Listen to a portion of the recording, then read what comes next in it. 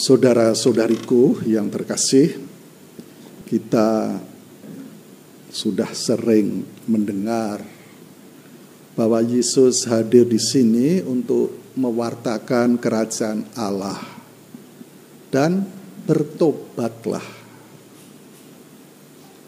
Injil Markus mengatakan Yesus muncul di depan umum, ya, kemudian apa yang keluar pertama kali? Bertobatlah, kerajaan Allah sudah dekat. Nah, kerajaan Allah itu seperti apa? Gambaran kerajaan Allah, ya, kurang lebih yang kita dengar dalam bacaan pertama.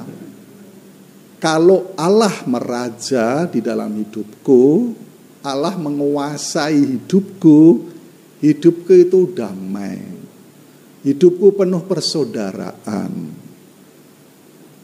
Salam, hubunganku dengan Allah enak, hubunganku dengan sesama yang nyaman, dan penuh persaudaraan. Tidak ada permusuhan. Coba kita dengar tadi gambaran kerajaan Allah seperti apa. Yesaya sangat bagus mengatakan, tadi dikatakan mari kita ke puncak Gunung Sion. Nah, puncak Gunung Sion Yerusalem. Tuhan Allah membuat rumahnya bait Allah. Kita dengar Allah bersabda. Allah yang membuat mau mengatakan titahnya, perintahnya, dan Allah itu Allah yang adil, yang baik. Maka mereka mendengarkan dan Tuhan menjadi hakim, ya Tuhan akan hakim yang adil. Kemarin kan gereja, kita kalau ke gereja mendengarkan tentang akhir zaman, dan Tuhan setelah akhir zaman Tuhan muncul dari angkasa, dari langit, dan melihat Yesus sebagai anak manusia, sebagai hakim penguasa yang adil, bukan yang penguasa yang kejam, hakim yang kejam, yang tidak adil, tidak, tetapi Yesus yang adil. Lalu dia dikatakan ini, kalau Allah meraja, ya Tuhan akan menjadi hakim yang adil, wasit bagi banyak orang. Mereka akan menempa pedang-pedangnya menjadi mata bijak dan tombak-tombaknya menjadi pisau pemangkas.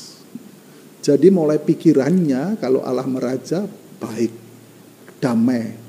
Dengan siapa saja, maka gak perlu membuat senjata. Gak perlu membuat kita ini negara-negara besar dan juga negara-negara kita juga. Berapa anggarannya, uangnya untuk membeli tank, pesawat, pokoknya untuk apa itu? Kan hanya untuk membunuh kehidupan, meskipun mempertahankan diri ya. Maka saya waktu pernah membaca buku sangat terkesan. Agama-agama Katolik awal, setelah Yesus naik ke surga, para rasul kan mewartakan Kristus di sekitar Yerusalem, lalu sampai Mesir, Konstantinopel sekarang Turki, terus semua dulu itu Katolik semua. Belum ada Protestan, belum ada agama lain, semua Katolik. Jadi kelompok-kelompok suku, Alexandria, itu semua Katolik. Dan nggak ada yang ini membuat pasukan, nggak ada.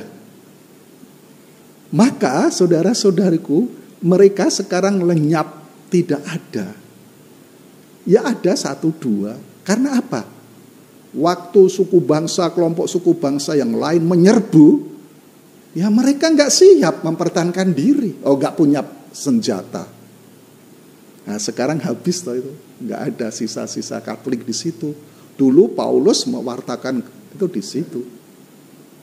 Karena mereka jadi Katolik di padang pasir, nggak perlu buat senjata. Ajarannya ini, kalau Allah kita meraja, apa toh buat senjata, pasukan? Nah, mereka nggak mikir, ada orang lain, kelompok lain yang menyerang, maka mudah dikuasai. Ini yang kalau Allah meraja, ini kita bisa menggambarkan demikian. Pedang, terus apa tadi ya, sabit dibuat untuk jadi sabit untuk kehidupan, untuk pertanian. Alat perang diganti untuk kehidupan bersama. Kita nggak perlu pasukan seperti negara kecil Vatikan itu ya, hanya ada tentara tapi ya Allah yang meraja. Itu gambaran kita, kalau kerajaan Allah seperti itu, maka mari kita bangun kerajaan Allah lewat pikiranku yang baik, yang mendukung kehidupan.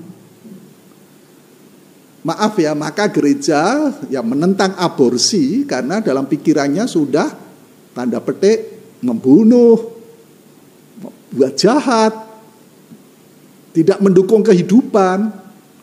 Nah, maka saudara-saudariku, kalau dalam pikiranku, hatiku mendukung kehidupan,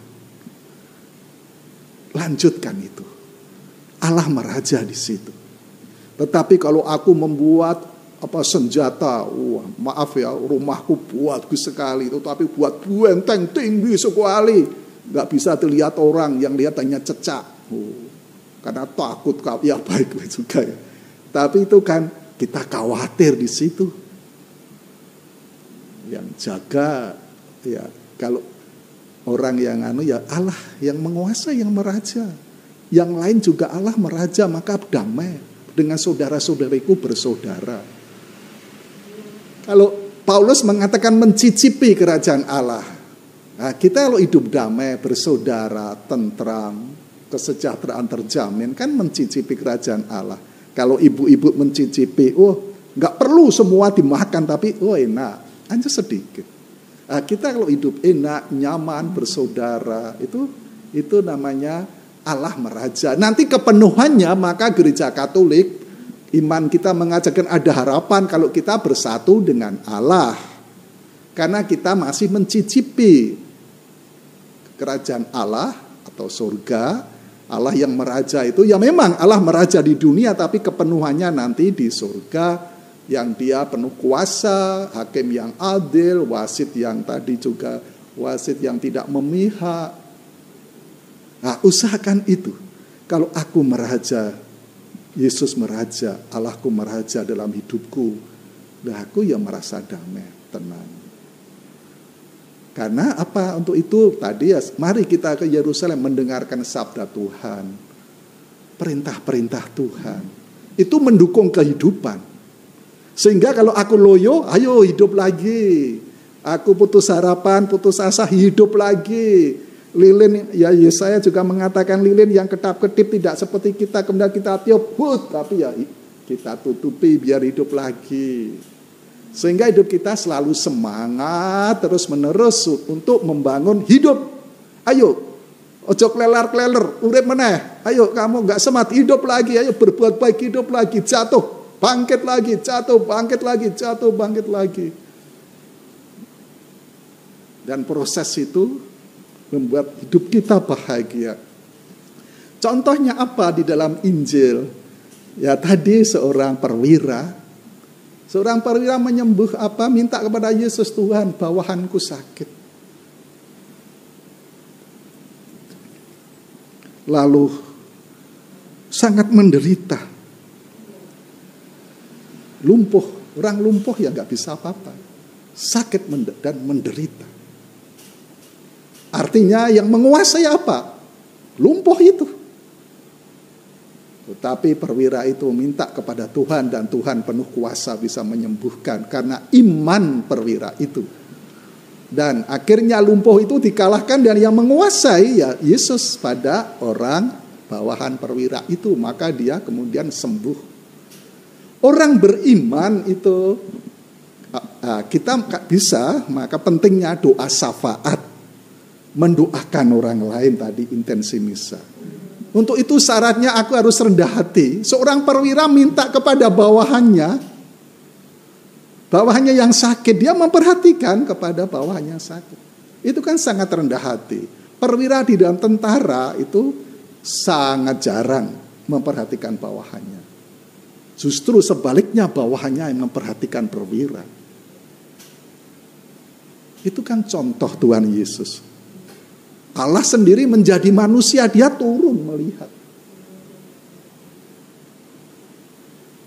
Ya perwira, minta kepada Yesus supaya jangan lumpuh yang membuat dia menderita, yang menguasai dia. Tetapi biar Tuhan yang menguasai dia, yang meraja dalam hidupnya. Maka dia sembuh dengan perantaraan perwira itu. Maka mari kita sikap rendah hati. Supaya kalau aku rendah hati menjadi penyalur itu rahmat kesembuhan dari Tuhan kan mengalir.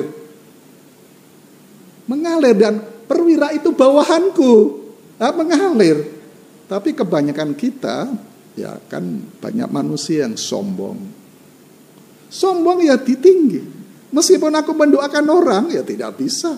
Karena rahmat Tuhan dia sombong mau mengalir gimana? Tetapi kita diminta supaya rendah hati. Yang paling besar siapa? Ya Allahku, Rajaku itu menguasai aku. Dari Allahku akan mengalir. Meskipun kadang-kala kita punya jabatan hebat, punya apa, kalau kita rendah hati, maka saya senang kata berkah dalam. Kalau di Jawa Tengah ya sudah biasa ya. Berkah dalam. Ada Romo yang hebat, yang sukses. Wah Romo hebat, sukses ini Romo ini. Berkah dalam karena Tuhan. Tuhan yang itu. Jadi kita diminta Allah yang meraja, yang menguasai. Dan biar dia rahmat kesembuhan, kuasa penyembuhan ya lewat kita minta. Asalkan aku harus rendah hati. Karena banyak orang, aku, semua aku. Ya orang juga, saya juga, wah Romo hebat, Romo ini. Yang hebat Tuhan. Dia raja. Sebelum Advent kan raja semesta alam. Semesta alam ya jagat raya. Jagat cilikku ya awakku. Kiamat ya suatu saat nanti dunia berakhir. Tapi jagat cilikku ya kiamat. Entah kapan aku ya suatu saat meninggal. Tidak tahu. Tapi kalau Allah meraja, saya tetap rileks saja. Tetapi kalau orang perwira ini, anak buahnya, mungkin belum jumpa sama Yesus. Mungkin belum kenal Yesus. Malah gak percaya kepada Yesus. Tapi karena kuasa permohonan, yang sekarang kita sebut doa permohonan syafaat perwira ini, Yesus bisa menyembuhkan, maka bawahan perwira sembuh. Dia rendah hati, Tuhan tidak pantas datang, Tuhan dia tidak, sudah bersabda saja. Bersabda saja Tuhan. Imannya hebat. Iman perwira kepada Yesus. Saudara-saudariku, mari dalam masa Advent ini, pada masa kita sedikit meluangkan waktu untuk mendalami sabda Tuhan, supaya hubungan kita dekat pada Tuhan, sehingga kita pantas untuk merayakan kedatangannya dalam Natal nanti. Ya, kita mohon supaya imanku tambah dalam. Imanku tambah dalam ya dengan doa. Kalau kuat ya puasa. Kalau Prapaskah, kalau Advent silakan mati raga. Lalu yang penting juga memperhatikan saudara-saudariku yang membutuhkan uluran tangan, maka ada aksi Natal. Memperhatikan istriku, suamiku, anak-anakku yang lumpuh karena kegagalan, karena sakit, karena frustrasi, sehingga dia tidak hidup. Kita bisa menjadi perwira-perwira sebagai bapak keluarga, sebagai ibu keluarga. Kita punya bawahan-bawahan. Dan justru bawahan-bawahan yang ekonominya lemah, yang miskin, yang difabel, itu yang lumpuh-lumpuh itu kita perhatikan. Kita doakan, tetapi juga kita ungkapkan dengan uluran tangan apa yang dia butuhkan sehingga dia bisa hidup lagi.